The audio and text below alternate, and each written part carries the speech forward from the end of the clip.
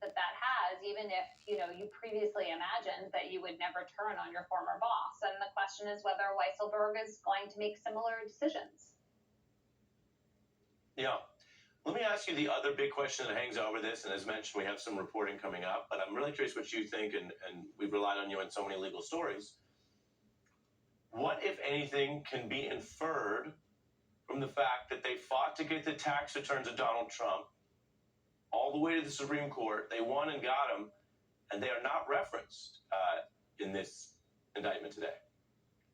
This looks to me like a very buttoned up document in which the prosecutors are making sure that they can prove every single fact really clearly based on the paperwork they have, and they're not going beyond that.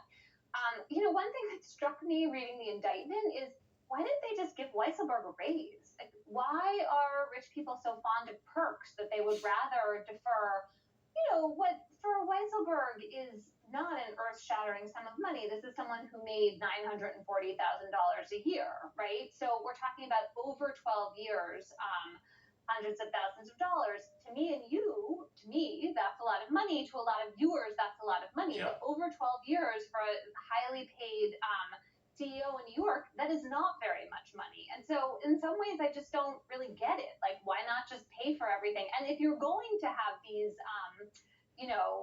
deferred payments off the books, then don't keep a separate spreadsheet so that if the government comes around looking, they're going to find it. Like, it's strange, that part. You think, Emily, you think it was unwise that they literally wrote down his real compensation and then kept deducting from how they were hiding it from the government, except, oops, now the government has it?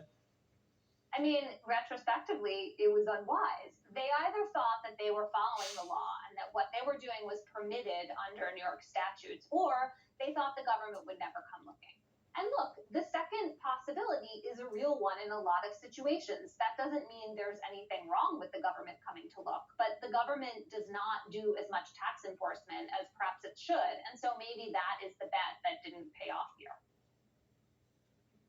Yes, it also speaks to what may be either incredibly cheap, grandiose approaches to business and processes that the company is famous for. I mean, Michael just walked us through how the current Trump lawyers say they have thousands of people. The ex-Trump lawyer who's been cooperating, Michael, says, no, actually, that's BS.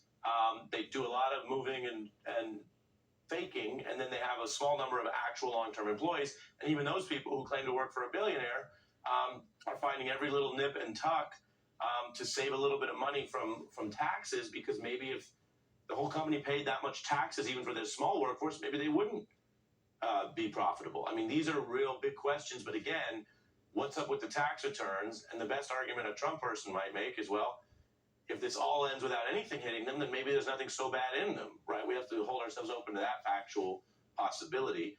Emily, as always, thank you for joining us on a big news night. Thanks for having me. Thank you. We have a lot more in the program. The special report I promised we've been working on all day, what we can learn from this indictment and what's coming up.